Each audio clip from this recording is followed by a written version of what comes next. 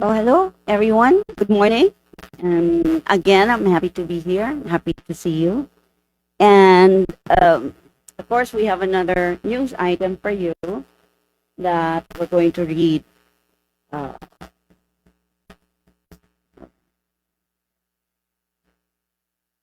wait, I'm looking for it. What did I? Oh, fine. I found it. Okay. It's July 16, 2025, and we're here again. And today, the Office of the Vice President is proud to release its 2024 Accomplishment Report that showcases its accomplishments and successful endeavors that were started since Vice President Sara Duterte took office in July 2022. Our mission is to deliver public service that is accessible and responsive for the good of all Filipinos, especially the unserved and the underserved. And we're happy to give you some hard copies of the 2024 Accomplishment Report in the form of a coffee table. It's like a coffee table book, but we also have a digital copy that you can access any time of the day or night in any mobile device, a computer, or any other technical devices that you have. You will see here in the accomplishment report the among the programs of the Office of the Vice President that has successfully catered to 2,416,899 passengers since the program was launched on August 3, 2022, and it is called Libreng Sakay. As of December 31, 2024, this program has already served 1,025,275 passengers. And so we have now 2,416,899 as of today. The Libreng Sakay has the following routes. It is actually an ongoing program that help of course, we help we have help from our private partners in public service to be able to complement mass transportation in Metro Manila, Cavite, Bacolod, Cebu, Davao, and now we have another one running in Tacloban. It is the latest route that we have created. And the free bus service in Tacloban now operates along the bus terminal from the Tagpuro Elementary School route in Tacloban City. It runs from Monday to Saturday with 2 daily schedules at 5 a.m. to 9 a.m. and 5 p.m. to 9 p.m., just like all the other routes in other parts of the country for Libreng Sakay. And we are currently studying and exploring the possibility of increasing the hours of operation from 4 a.m. to 10 a.m. It's going to be much longer because I think passengers leave their houses as early as 4 a.m. So we're still studying, looking into the best possibility if we can allow that. Of course, it's also the rainy season now, so we can better accommodate the growing number of passengers who depend on public transportation. This is also going to be a very dependable mode of transport for our passengers or the beneficiaries of Libreng Sakay, especially with the looming or forthcoming gasoline prices. Of course, with as gasoline prices go high, our transportation fare also goes high. So this will help the public a lot and ease their lives, their daily lives, even just a bit day by day. Our initiative aims to ease the financial burden on local commuters and promote greater economic mobility and access to opportunities within the community. And since its official launch in August 2022, the Libreng Sakay program has deployed a total of 9 buses covering routes in Metro Manila. This is from Monumento to PITX, and then we have Quiapo to Commonwealth and PITX to Naik, Cavite. We also have in Metro Cebu, Bacolod, Davao City, and the newest is Tacloban. And just to tell you also, the Libreng Sakay is only one of the many accomplishments of the Office of the Vice President for the year 2024. And you will find them in the coffee table book. If you are given the hard copy, you can ask them later. I think they're going to distribute some. But for the digital or high-tech people, you can just go to Facebook. And I understand that the link to this page or to this book has already been posted. And so now I am ready to answer your questions if there are any. Any questions on the topic? Miss Bella, Philippine Star. Accomplishment report, 86% yung utilization ng 2 billion budget. Mhm. Compared sa previous years, mataas pa ito. And anong cost kung bakit hindi na fully utilize yung 2 billion budget ng OVP? Okay, so I have to be clarified. What's the 2 billion budget for 2024? Yes. Hold on. Based on the accomplishments we have not utilized, you said there was low utilization. No. 86%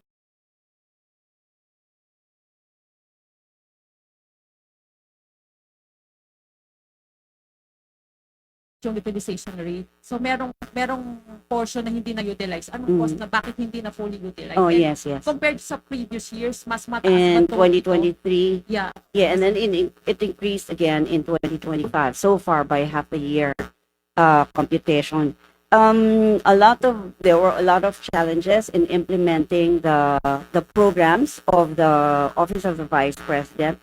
An example would be the magnegosyo taday, because it takes a lot of time in assessing and qualifying the would-be beneficiaries of the program.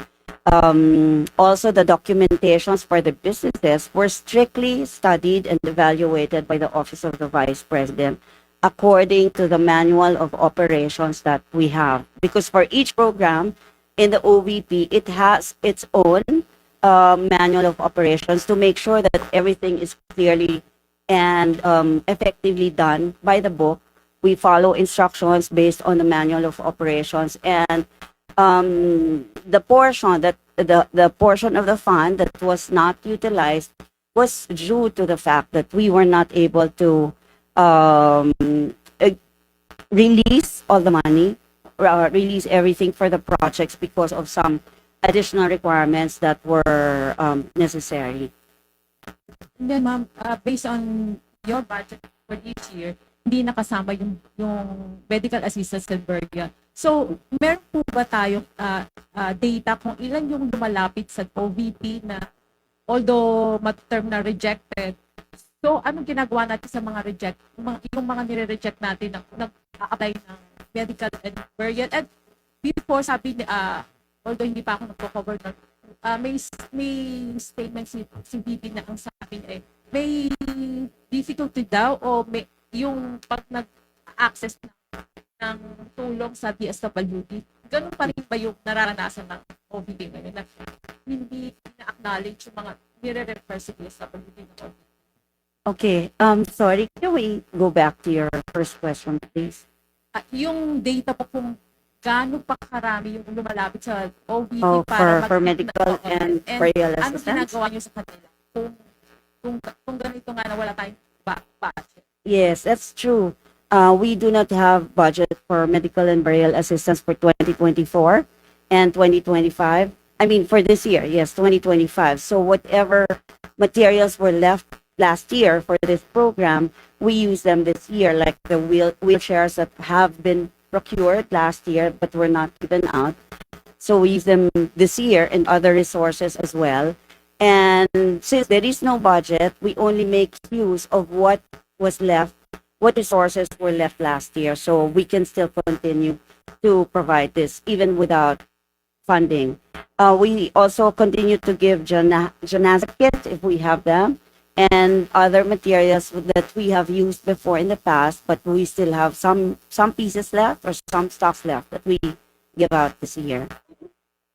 Yung pag-i-endorse sa DSWD, may difficulty pa rin ba? As much as possible, we try to solve the issues ourselves in in the office of the vice president. Yes, because we find it difficult, although things get better anyway. We would still need their support later on, but if it gets very difficult for us to get the assistance or support from the Department of Social Welfare, we make use of what we have in the office of the vice president. May instance ba, ma'am, na nire-reject or nagiging, ano nga, yung issue ng pagiging OVP, nagiging, ano, para i-reject ng DSWD? Kasi gano'n na sinasabi before ng OVP na, oo. Yeah. I have to admit, yes, there are some line agencies who, probably upon instructions from their superiors, I don't know, I'm just speculating, but yes, we experience that challenge every now and then. Next question on the topic. Kat Domingo, ABS-CBN. Hi, good Mike, please. afternoon. Oh, good morning. In last week's press conference, you mentioned that the COA directed the OVP to correct some observations, submit corrections, or whatever remedial actions within 60 days. May we know in particular what these items were flagged by the COA? These were observations, COA observations on the on some items in our financial statements, like the I can give you a list. Wait, hold on. There is, okay, here.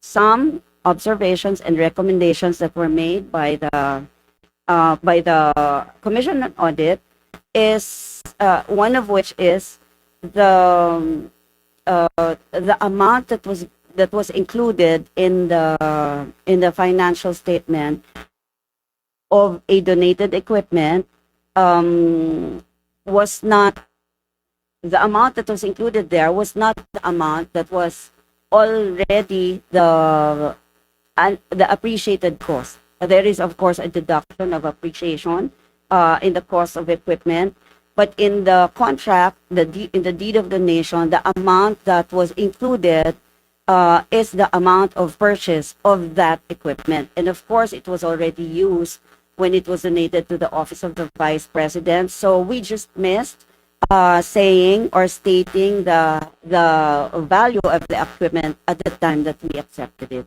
So if for one particular equipment, the purchase value was at 3.824 million, but the depreciated cost was no longer included. And that is what that's one item that we are also submitting for action.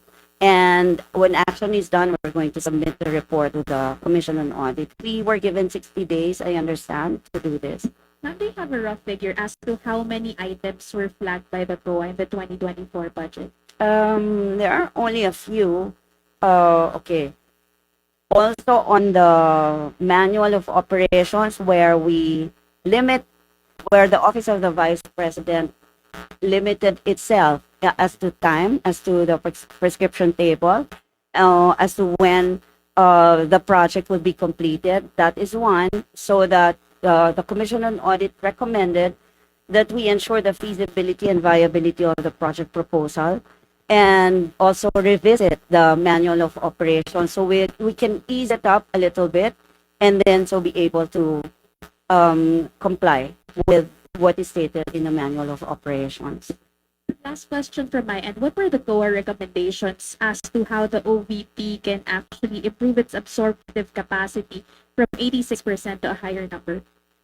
I have not come across, maybe you can tell me where to find it. I have not come across that recommendation from the Commission on Audit on our absorptive capacity. And as a matter of fact, if we talk about utilization, maybe we can get the details. Nicole, can you ask RLS please for utilization 2024 and 2025? Thank you. We'll get back to you, Kat. Next question, Marisol Abdurrahman, GMA News. Yes. Mike, please. Mike, please. Mike, please. Mike. Mike. VP Sara, assume po, kahit na nag-increase naman po ang utilization since then, ma'am, for the past. Yes, that's right. Sorry, ma'am, just in case you have the figure, ma'am, may we know po that started with a percent po. Wait. Now po. I will find it. Utilization from, I have the utilization for 2024 and 2025. Okay. For 2024, we have utilization rate of 85.55%. And then for 2025, as of, this is, I think, as of June 2025, our utilization rate is at 34%. So we're going to increase this some more.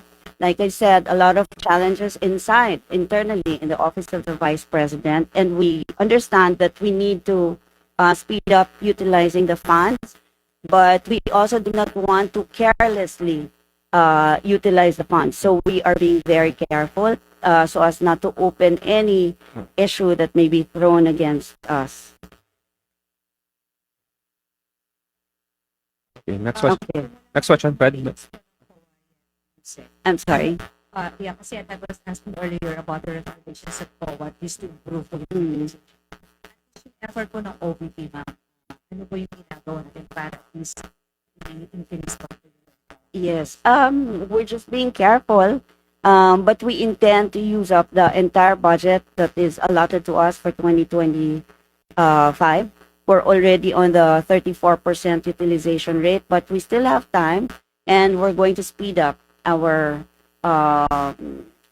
the action on all our programs.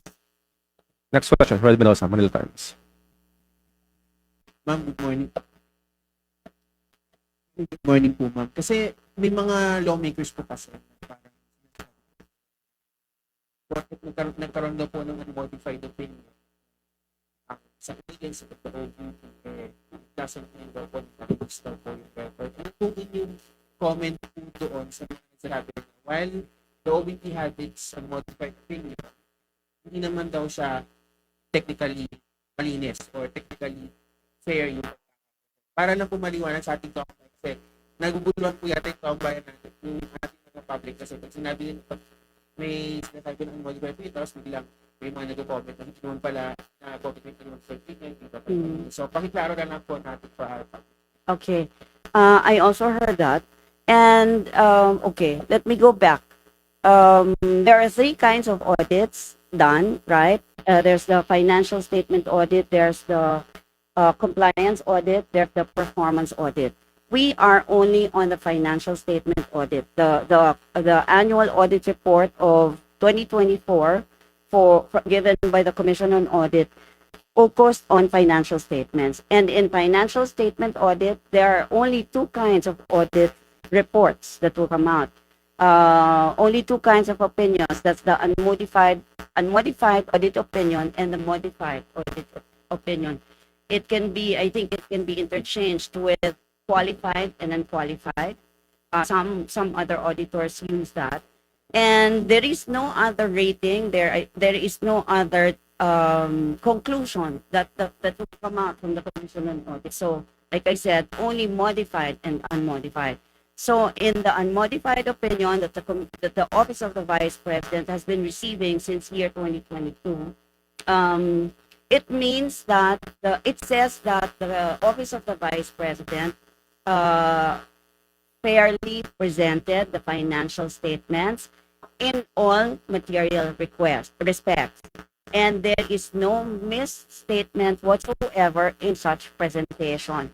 In Tagalog, ang sabi po ng Commission on Audit ay maayos na nailahat ang financial statements, maayos na naipresenta sa Commission on Audit, at wala, in all respects, sa lahat ng anggulo ng financial statements, at wala po silang nakitang material misstatement.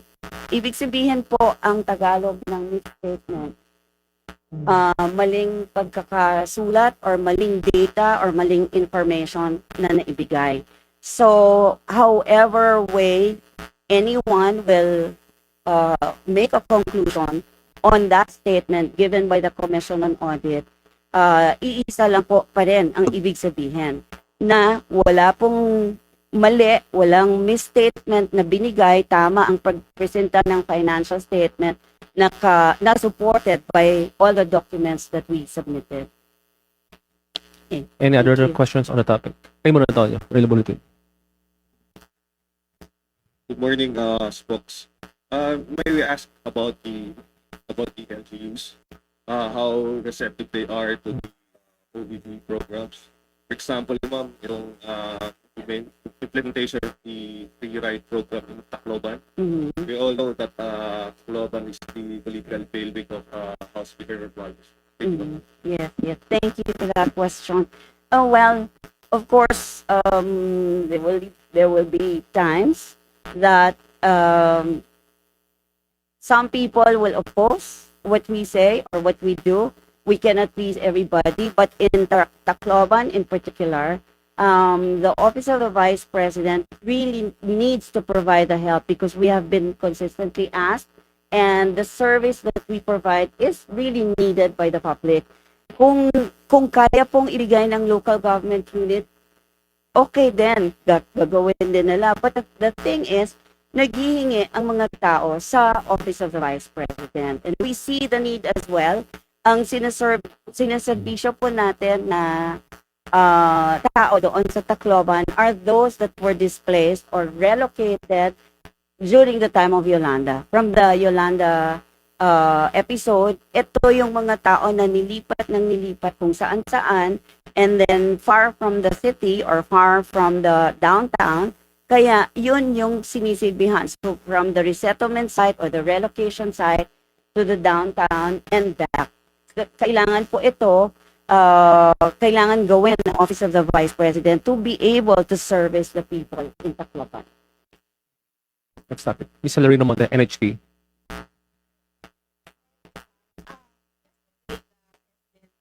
The 6.9 budget for next year. How optimistic are you that the proposed budget of the OVP, which is, I think, more than 900 billion, Mhm. will be approved by Congress? Oh yes, the Department of Budget and Management approved or recommended to the House of Representatives and the Senate the amount of 903 million pesos for the year 2026. We cannot say if we're sure, or we cannot say also if we're not sure, so we leave it to Congress and we just pray that they grant that budget. Then personally attend the budget hearing, just in case to attend the budget hearing.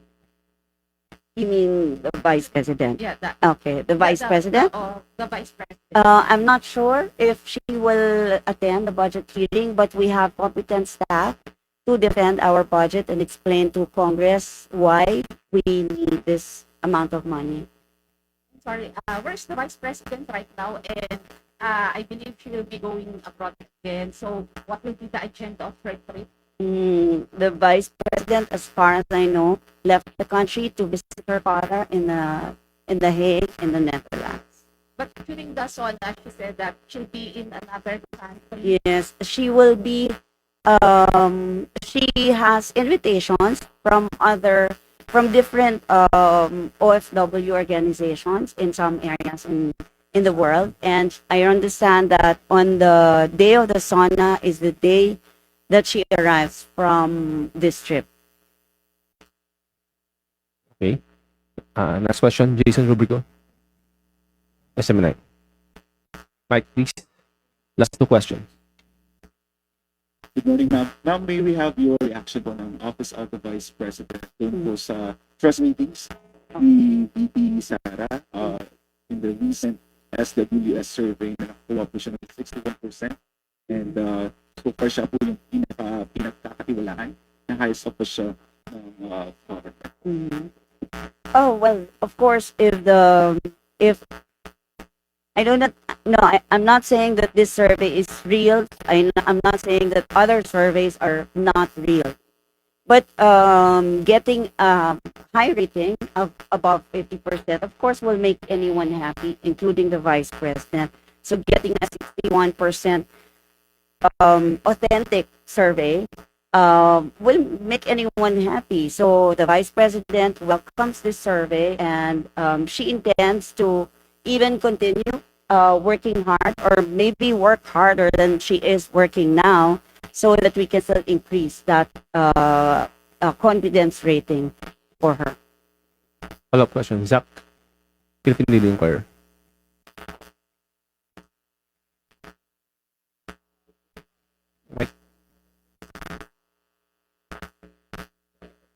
There's this SWS survey where it's inactive in a majority of Filipinos, or 66% believe that Vice President Sara Duterte should face the impeachment court to formally address charges against him. Okay. Of course, the vice president the vice president is ready. She's been saying that, and she's eager to be able to present her case or her evidence in the impeachment court, so that once and for all doubts cast on her will go away, and that's what she wants. But there are legal strategies, there are legal remedies that any lawyer can take. So in this case, the lawyers of the vice president are taking legal remedies, legal strategies that are allowable in our system. So we'll wait. The vice president will just wait for whatever decision the Supreme Court issues on this one. And should the impeachment trial go as planned, the vice president is prepared. Okay. Last question. Marisol Abdurman. Question natin VP, pero kung tutusin naman daw, bakit hahanapan trabaho ang VP? Ano ba ang mandato ng Vice President nang naayon sa batas? What's the mandate of the Vice President? The mandate of the vice president is the same as the mandate of the president. Lahat po ng nakalagay sa constitution na trabaho ng presidente, ganun din po ang trabaho ng vice president. She is technically the assistant, or when the president is absent, she takes over because she's the vice president. May nagsasabi mo na spare time lang ang VP. So, what do you have to say? Nasabing spare time natin ang Vice President. Okay, JC, you will have to indulge me. Hmm. Yeah, I also need to answer this because it's very important. All of us here, I'm sure all of us, even outside this room, would think that the vice president, not necessarily VP Sara, all the vice presidents, past, present, and future, are looked at as spare tire. But if you really think about it, the vice president should be as prepared as the president. Should anything happen to him, who assumes the responsibility? It's the vice president. And keeping her out of the loop, whoever the vice not being able to provide funds for her projects and programs, not being able to support the vice president, it's a great disservice to the country.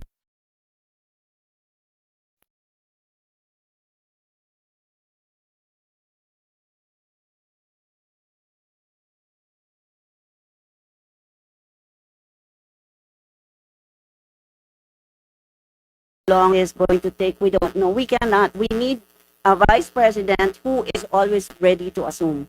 And the services that are now being delivered by the vice president through her office is a way of preparing herself just in case anything happens from now until 2028.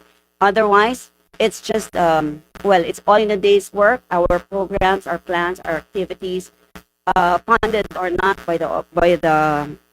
by Congress, it's all in a day's work. We'll still complete the job that she has promised to do in 2022, and she continues to fulfill it, and she will make sure to see through all those promises fulfilled in 2028 by the end of her term. Okay, that wraps up for our today's press. Thank you very much for coming. Okay, thank you.